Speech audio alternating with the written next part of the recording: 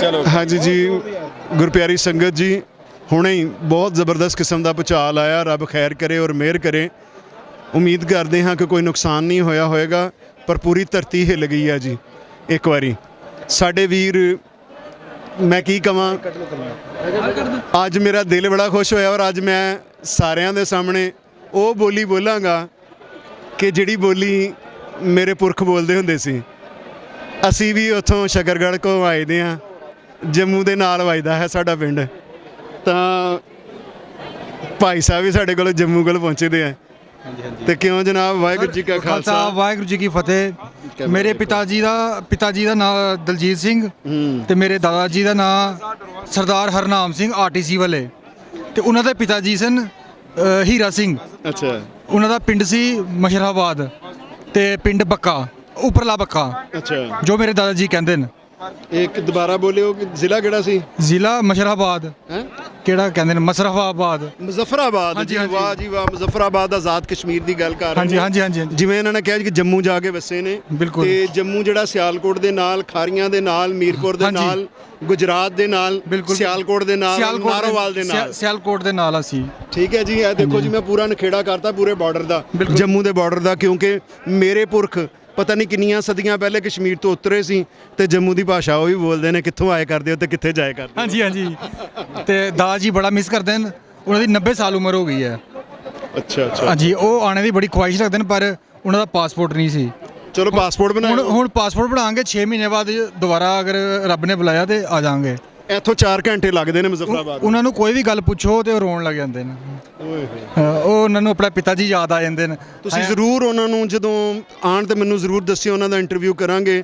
ਮੈਂ ਗੁਰਦੁਆਰਾ 6ਵੀਂ ਪਾਤਸ਼ਾਹੀ ਨਲੱਛੀ ਪਿੰਡ ਮੁਜ਼ੱਫਰਾਬਾਦ ਦੇ ਵਿੱਚ, ਜਿੱਥੇ ਬਹੁਤ ਵੱਡਾ ਕਾਂਟ ਹੋਇਆ ਸੀ, ਤਕਰੀਬਨ 120 ਦੇ ਕਰੀਬ ਬੀਬੀਆਂ ਭੈਣਾਂ ਨੇ ਛਾਲਾਂ ਮਾਰੀਆਂ ਸੀ ਦਰਿਆਏ ਜੇਹਲਮ ਦੇ ਅੰਦਰ, ਤੇ ਜਿਹੜਾ ਆ ਰਿਹਾ ਕਸ਼ਮੀਰ ਦੇ ਵਿੱਚੋਂ, ਤੇ ਬਹੁਤ ਵੱਡਾ ਕਾਂਟ ਹੋਇਆ ਸੀ। ਜਿਹੜੇ ਇੰਡੀਆ ਆਏ ਸੀ ਉਹਨਾਂ ਦੀ 8 ਸਾਲ ਉਮਰ ਸੀ। 8 ਸਾਲ ਤੇ 5 ਬ੍ਰਦਰ ਸਨ ਉਹ, ਤੇ 4 ਹੀ ਪੁੱਜੇ ਸਨ ਤੇ ਉਹ ਇੱਕ ਨਹੀਂ ਪੁੱਜਿਆ। ਤੇ ਜਿੱਲੇ ਵੀ ਕੋਈ ਗੱਲ ਕਰੋ, ਮੈਂ ਪੂਰੇ ਇੰਟਰਵਿਊ ਮੇਰੇ ਕੋਲ ਆਏ ਨੇ, ਤੁਸੀਂ ਚਾਹੋ ਤਾਂ ਮੈਂ ਦੱਸਾਂਗਾ। ਤਾਂ ਜਿੱਲੇ ਵੀ ਕੋਈ ਗੱਲ ਪੁੱਛੋ ਰੋਣ ਲੱਗ ਜਾਂਦੇ ਨੇ। ਦੇਖੋ, ਇਹ ਬਿਲਕੁਲ ਜ਼ਫਰਵਾਲ, ਕਿੰਗਰਾ, ਚਬਾਰਾ, ਸਿਆਲਕੋਟ ਦੇ ਜਿਹੜੇ ਸਚੀਤਗੜ੍ਹ ਤੇ ਨਾਲ ਜਿਹੜੇ ਬਾਰਡਰ ਨਹੀਂ ਆ, ਬਿਲਕੁਲ ਇਹ ਬਿਲਕੁਲ ਉਹੀ ਬੋਲੀ, ਉਹੀ ਭਾਸ਼ਾ ਬੋਲਣ ਦੇ ਨੇ। ਇਹ ਵੀ ਉਧਰੋਂ ਆਏ ਦੇ ਨੇ, ਅਸੀਂ ਇੱਧਰੋਂ ਉੱਧਰ ਗਏ ਦੇ ਹਾਂ। ਠੀਕ ਹੈ ਜੀ। ਤੇ ਅੱਜ ਕੀ ਖਾਇਆ ਕਰਦੇ ਹੋ? ਅੱਜ ਕੀ ਪਕਾਇਆ ਕਰਦੇ ਹੋ? ਅੱਜ ਤੁਸੀਂ ਕਿੱਥੋਂ ਆਏ ਦੇ ਹੋ? ਠੀਕ ਹੈ। ਪਿਛਲੇ ਦਿਨਾਂ ਦੇ ਵਿੱਚ ਇੱਕ ਗੱਲ ਬੜੀ ਮਸ਼ਹੂਰ ਹੋਈ ਸੀ। ਕਹਿੰਦਾ, ਬੇਬੇ ਮੇਰਾ ਮੋਬਾਈਲ ਗਵਾਚ ਗਿਆ। ਕਹਿੰਦੀ, ਹਾਏ ਓਏ, ਤੇਰੇ ਡੈਡੀ ਹੁਣ ਤੈਨੂੰ ਕੁੱਟ ਛੱਡਣਾ। ਕਹਿੰਦੀ, ਸੇਜਾ ਫੋਲਿਆ। ਕਹਿੰਦੀ, ਸੇਜਾ ਫੋਲਿਆ ਹੀ ਨਹੀਂ ਲੱਭਾ। ਕਹਿੰਦਾ, ਗੁਰਦੁਆਰੇ ਜਾ ਕੇ ਚੈੱਕ ਕਰਨਾ। ਕਹਿੰਦਾ, ਗਿਆਨੀ ਜੀ ਨੂੰ ਵੀ ਪੁੱਛਿਆ, ਮੋਬਾਈਲ ਕੋਈ ਨਹੀਂ ਲੱਭਾ। ਕਹਿੰਦੇ, ਹੁਣ ਤੇਰੀ ਕਟਾਈ ਹੋਣੀ ਹੈ ਸਹੀ ਕਰਕੇ। ਬਿਲਕੁਲ। ਤੇ ਗੱਲ ਇਹ ਹੈ ਕਿ ਜਿਹੜੀ ਜੰਮੂ ਵਾਲੀ ਬੋਲੀ ਹੈ ਨਾ, ਉਹ ਕਹਿੰਦੇ ਨੇ ਕਿ ਅਸੀਂ ਕਹਿੰਦੇ ਨਮਕ, ਉਹ ਕਹਿੰਦੇ ਨੇ ਲੂਣ। ਤੇ ਬਿਲਕੁਲ ਉਹ ਥੋੜਾ ਜਿਹਾ ਉਹ ਬੜਾ ਜ਼ਬਰਦਸਤ ਲੱਗਦਾ। ਪਿਛਲੇ ਦਿਨਾਂ ਦੇ ਵਿੱਚ ਗੱਲ ਇੱਕ ਚੱਲ ਰਹੀ ਸੀ ਇੰਟਰਨੈਟ ਦੇ ਬਾਰੇ 'ਚ, ਤੇ ਉਹਨਾਂ ਕਿਹਾ ਸੀ ਅਸੀਂ ਮਤਰੇ ਹਾਂ, ਸਾਨੂੰ ਨਹੀਂ ਸੀ ਤੁਸੀਂ ਇੰਟਰਨੈਟ ਨਹੀਂ ਦੇ ਕਰਦੇ। ਦਾਦਾ ਜੀ ਦੀ ਉਮਰ ਹੋ ਗਈ ਹੈ 92 ਉਮਰ ਹੋ ਗਈ, ਤਾਂ ਵੀ ਆਪਣੇ ਮਾਤਾ ਪਿਤਾ ਨੂੰ ਮਿਸ ਕਰਦੇ ਨੇ ਇੰਨੀ ਉਮਰ ਵਿੱਚ, ਤੇ ਰੋਣ ਲੱਗ ਜਾਂਦੇ ਨੇ। ਇਹ ਹੁੰਦਾ ਪਿਆਰ। ਇੰਨੇ ਬਜ਼ੁਰਗ ਹੋ ਗਏ ਨੇ ਤੇ ਹਾਂ, ਤੁਹਾਡੀ ਆਪਣੀ ਮਾਂ ਪਿਓ ਨੂੰ ਬਹੁਤ ਮਿਸ ਕਰਦੇ ਨੇ, ਤੇ ਕਹਿੰਦੇ ਉਹ ਵਾਲਾ ਸਮਾਂ ਹੀ ਬਹੁਤ ਵਧੀਆ ਸੀ। ਉਹ ਮੁਜ਼ੱਫਰਾਬਾਦ ਦੱਸਦੇ ਨੇ ਕਿੱਥੇ ਕਰਕੇ ਰਹਿੰਦੇ ਸੀ? ਬੱਕਾ ਪਿੰਡ, ਉੱਪਰਲਾ ਬੱਕਾ, ਉੱਪਰਲਾ ਵੱਡਾ ਬੱਕਾ। ਵੱਡਾ ਬੱਕਾ। ਹਾਂਜੀ। ਠੀਕ ਹੈ ਜੀ। ਮੈਂ ਵੱਡੇ ਬੱਕੇ ਦੀ ਵੀ ਕੋਸ਼ਿਸ਼ ਕਰਾਂਗਾ ਕਿ ਉੱਥੇ ਪਹੁੰਚ ਜਾਵਾਂ, ਕਿਉਂਕਿ ਆਪਾਂ ਨਲੱਛੀ ਗਏ ਹਾਂ, ਉਸ ਤੋਂ ਬਾਅਦ ਹੁਣ ਗੜੀ ਦੁਪੱਟਾ ਜਾਣਾ, ਫਿਰ ਉਸ ਤੋਂ ਬਾਅਦ ਚਕਾਰ ਜਾਣਾ, ਚਕਾਰ ਦਾ ਗੁਰੂ ਘਰ ਦਿਖਾਣਾ, ਆਪਾਂ ਡੰਨਾ ਕਚੇਲੀ ਦਾ ਗੁਰੂ ਘਰ ਦਿਖਾਣਾ, ਫਿਰ ਪਹਿਲੇ ਅਸੀਂ ਦਿਖਾਇਆ ਸੀ ਕੀਰਤਨਗੜ੍ਹ ਦਿਖਾਇਆ ਸੀ, ਅਲੀ ਬੇਗ, ਫਿਰ ਉਸ ਤੋਂ ਇਲਾਵਾ ਇੱਕ ਹੋਰ ਗੁਰੂ ਘਰ ਦਿਖਾਇਆ ਸੀ ਕਸ਼ਮੀਰ ਦਾ। ਤੇ ਜਿਸ ਤਰ੍ਹਾਂ ਭਾਈ ਸਾਹਿਬ ਕਹਿ ਰਹੇ ਨੇ, ਇੱਥੇ ਜਾ ਕੇ ਪੈਣਾ ਲੱਭਣ ਦੀ ਕੋਸ਼ਿਸ਼ ਕਰਾਂਗੇ। ਵੱਡਾ ਬੱਕਾ। ਵੱਡਾ ਬੱਕਾ। ਹਾਂਜੀ। ਠੀਕ ਹੈ ਜੀ। ਵੱਡਾ ਬੱਕਾ, ਕਿਉਂਕਿ ਨਾਮ ਐਕਸੈਂਟ ਥੋੜਾ ਜਿਹਾ ਚੇਂਜ ਹੈ।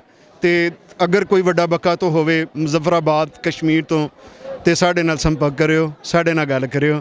ਅਸੀਂ ਤੁਹਾਡੇ ਨਾਲ ਗੱਲ ਕਰਨਾ ਚਾਹੁੰਦੇ ਹਾਂ, ਤੁਸੀਂ ਸਾਡੇ ਨਾਲ ਗੱਲ ਕਰਿਓ। ਠੀਕ ਹੈ ਜੀ। ਤੇ ਜੰਮੂ ਵਾਲ ਜਿਹੜੇ ਨੇ ਉਹ ਬਹੁਤ ਹੀ ਪਿਆਰਾ ਲੱਗਦੇ ਨੇ। ਉੱਥੇ ਦੇ ਰਾਜਮਾ ਤੇ ਚੌਲ ਜਿਹੜੇ ਮੈਨੂੰ ਬਹੁਤ, ਰਾਜਮਾ ਚੌਲ ਜਿਹੜੇ ਨੇ, ਚੌਲ ਪੀੜੇ ਵਾਲੇ ਪੀੜੇ ਵਾਲੇ, ਤੇ ਉਹ ਸਾਡੇ ਵੀ ਉਹੀ ਪੱਕਦੇ ਨੇ। ਤੇ ਮਾਂ ਛੋਲਿਆਂ ਦੀ ਦਾਲ ਜਿਹੜੀ ਹੈ ਉਹ ਕੱਚੀ ਅੱਗ ਦੇ ਉੱਤੇ, ਅੰਗਿਆਰਿਆਂ ਦੇ ਉੱਤੇ ਜਿਹੜੀ ਹੈ, ਤੇ ਨਾਲ ਅਦਰਕ ਲਸਣ ਦਾ ਤੜਕਾ ਲੱਗਦਾ ਸਾਡਾ ਇੱਥੇ। ਬਹੁਤ ਪਿਆਰਾ ਇਹ ਗੱਲ ਸਾਂਝੀ ਹੈ ਜੀ ਜੰਮੂ ਦੀ ਔਰ ਜੰਮੂ ਵਾਲ ਜਿਹੜਾ ਮੈਂ ਤੁਹਾਨੂੰ ਦੱਸਿਆ ਸੀ ਸਾਡੇ ਟਰੈਕ ਜਿਹੜਾ ਹੈ, ਗੁੱਜਰਾਂ ਦੇ ਘਰ ਬਹੁਤ ਜ਼ਿਆਦਾ ਨੇ ਸਾਡੇ ਉੱਥੇ, ਤੇ ਗੁੱਜਰ ਜਿਹੜੇ ਨੇ ਉਹ ਸਭ ਤੋਂ ਜ਼ਿਆਦਾ ਉੱਥੋਂ ਲੱਥੇ ਨੇ ਕਸ਼ਮੀਰ ਤੋਂ, ਤੇ ਉਹ ਕਸ਼ਮੀਰੀ ਮੁਹਾਜਰ ਵੀ ਉਹਨਾਂ ਨੂੰ ਕਹਿੰਦੇ ਨੇ। ਤੇ ਬਹੁਤ ਵਧੀਆ ਲੱਗਾ ਕਿ ਇੱਕ ਜੰਮੂ ਵਾਲ ਭਾਈ ਜਿਹੜਾ ਹੈ, ਅੱਜ ਉਹ ਮਿਲਿਆ ਮੈਨੂੰ ਆਪਣੇ ਪੁਰਖਾਂ ਮੇਰੇ ਪੁਰਖਾਂ ਦੀ ਬੋਲੀ ਜਿਹੜੀ ਹੈ, ਮੇਰੇ ਪੁਰਖਾਂ ਦੀ ਮਿੱਟੀ ਦੀ ਮੈਨੂੰ ਖੁਸ਼ਬੂ ਆਈ ਹੈ।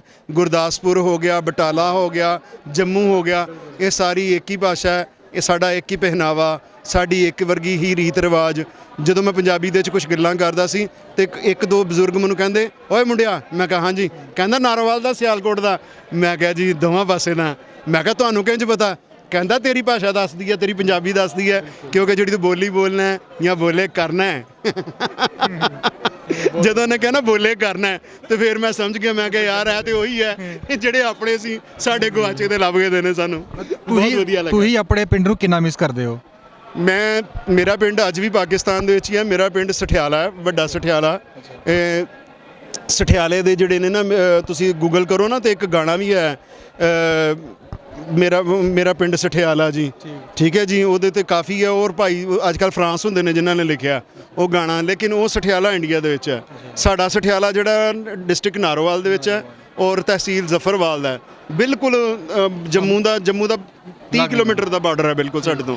ਤੇ ਬਹੁਤ ਵਧੀਆ ਲੱਗਾ ਜੀ, ਇੱਕ ਜੰਮੂਵਾਲ ਭਰਾ ਸਾਨੂੰ ਮਿਲਿਆ, ਔਰ ਆਪਣੇ ਮਾਪਿਓ ਦੀ ਯਾਦ ਆਈ, ਆਪਣੇ ਰਿਸ਼ਤੇਦਾਰਾਂ ਦੀ ਬੋਲੀ ਜਿਹੜੀ ਹੈ ਉਹ ਯਾਦ ਆਈ ਹੈ ਇੱਕ ਵਾਰੀ ਮੈਨੂੰ, ਕਿ ਅੱਜ ਮੈਨੂੰ ਇੰਝ ਲੱਗੇ ਕਰਦਾ ਜਿਵੇਂ ਮੈਂ ਆਪਣੇ ਜੰਮੂ ਦੇ ਵਿੱਚ ਗਿਆ ਮੈਨੂੰ। ਵਾਹਿਗੁਰੂ ਜੀ ਕਾ ਖਾਲਸਾ, ਵਾਹਿਗੁਰੂ ਜੀ ਕੀ ਫਤਿਹ।